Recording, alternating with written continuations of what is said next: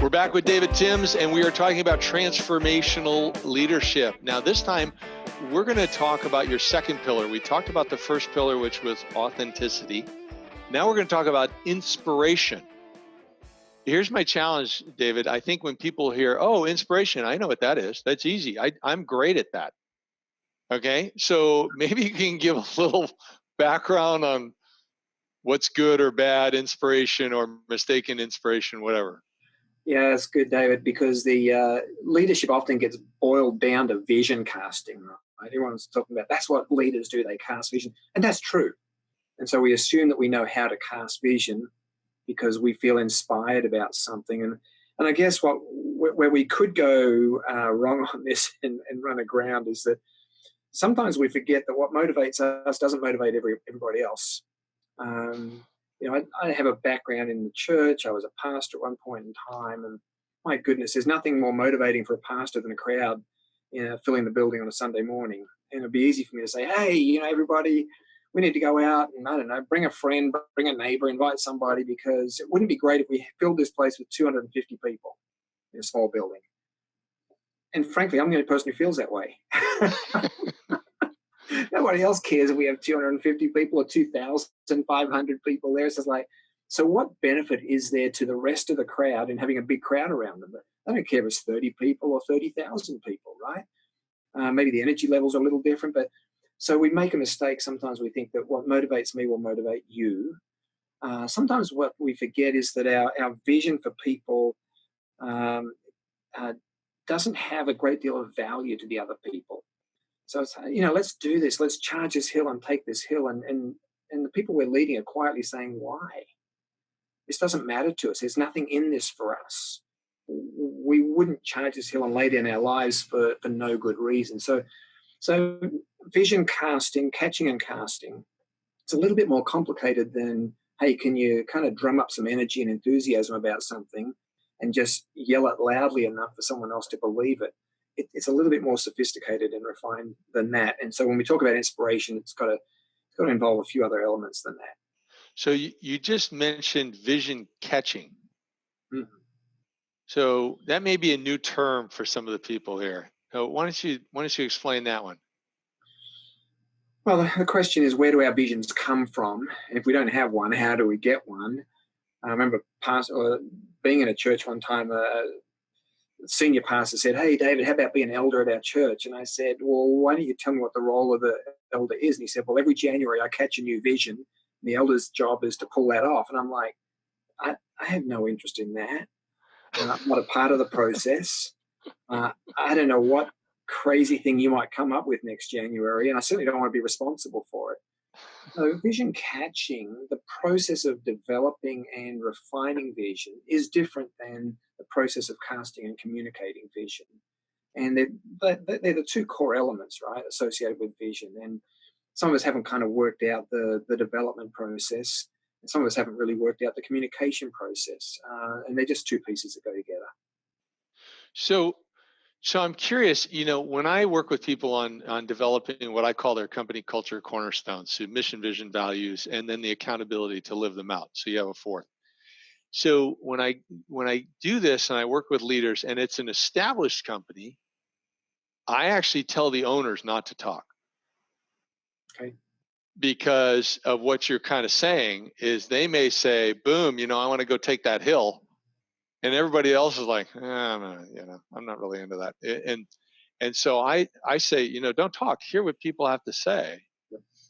And, so it changes the dialogue a lot if we get the people who are on the front lines talking about what excites them, where they can go with the organization, what's meaningful to them, type of thing. Yeah, the meaningful is such a key piece of that, right? Because if it doesn't have meaning, then you won't hold that team together for very long, or you won't be able to hold that team accountable to the vision. It has to have meaning to all the players. So, so let me take what we talked about before. This is only the third of 5 that we're doing here, but let me take what we talked about before and throw a question to you. So we talked about crisis in leadership, mm-hmm. and we talked about problems with authenticity. Now we're talking about being inspiring. So you are from, you're from down under, right? You're from Australia? I'm an Aussie. Yep. And an Aussie? Okay, that's great. So you have kind of a step away view. It's kind of like Oz Guinness, who's British, but he has such great insights for America. And I'm kind of curious. So we have American politics right now that are an absolute mess. And the vast majority of citizens are dreading this presidential election that has started slowly here and is going to pick up steam as we move into the new year. I mean, what's a vision of what type of leader it will take, or movement, or whatever? I mean, what do you see as a vision from your perspective as an authentic leader, authentic, inspiring, transformational leader? And we have two more pillars to get to. Who could bring forth something different? I think that's what you're talking about earlier, right? Yeah, and a vision has, we forget this, but a vision is something you can see, right? And it's kind of built into the word itself. And yet a lot of vision statements and a lot of vision declarations are not things you can see. They're declarations of values, or they're declarations of aspiration. Hey, we want to be the best, paper manufacturer in the world. It's like, but what does that look like? I can't really see that. And no matter where you stand on politics, the last election, which I think surprised a lot of people, was probably very effective, because the Make America Great Again kind of called forth a vision. People could see that.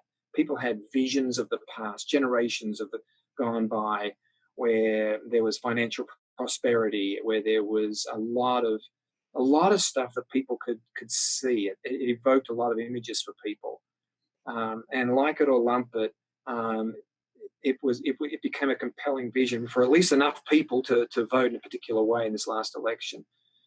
So when it comes down even to basic leadership, scale that right back and say, what about family? But I want to interrupt you for a moment. Sorry, and I'm not trying to be rude, but it's very interesting, the Make America Great slogan. You're saying you have to be able to see it. But if we had 10 people in a room, they might have 10 different ways of seeing that. Oh yeah. Yeah. And yet they do feel that they share some commonality. Right. And so what happened was we had a slogan that then was unpacked with a bunch of different visions. And what that looks like is securing our borders. What that looks like is financial prosperity and the stock market doing better. What that looks like is, and people could visualize a lot of different things. Now, whether you agreed with it or didn't agree with it, like some of it and not all of it, is irrelevant. It was adequately compelling. And what we don't have is that kind of adequately compelling vision at multiple strata throughout society. And I think parents could cast that kind of vision for their kids without telling their kids what to be when they grow up, right? You could still be casting a compelling vision for being a change agent in the world without saying how you're going to do it. But you can see, you paint pictures of a world that's broken. Think of what Martin Luther King Jr. did on the steps of the Lincoln Memorial with his "I Have a Dream" vision. All he kept talking about were things you could see. The circumstances in Georgia, the oppression of the black slaves, and he painted. If you look at that speech, short as it was, it is just filled with image after image after image, and who couldn't see what he was saying, right? So it wasn't theoretical, it wasn't technical, it was highly visual, and that's where inspiration really comes out. I think that's really an excellent point, and there's a lot that's being written right now in the past year or two in particular about how leaders need to be good storytellers. And I really like your example of Dr. King, and this concept that you have to be able to see or envision what the vision is, or how it lives out to something that connects with you in a meaningful way. That gets overlooked a lot. Right. If I can see it and it taps into something I value that's important to me, that has meaning, to use a word you raised a little while ago, then the combination of what I can now see and who I am at my core becomes something incredibly powerful that calls me to levels of effort and energy that other things just won't call me to. Yeah, there's a connection there that didn't exist before. Right. And that's what the leader does. The leader becomes a connector. And I think that's where we need to end this segment, because that's what people need to think about. So when they're thinking about their vision for their organization or their family or their group, whatever it is it connecting with people? Can they relate to it? Not necessarily that it's all one cookie cutter approach of where you end up, but there's a commonality in that end result, that outcome, that destination, where everybody's on the same page. Am I getting it? Absolutely. It's got to tie into what I value, and it's got to have some tangible outcome that I can say, I really appreciate this. This is important to me, and then we're on the team together. Fantastic. Well, we have introduced transformational leadership. We talked about authenticity and inspiration. Thank you, David. We're done for this segment, and then we'll be back. Thank you.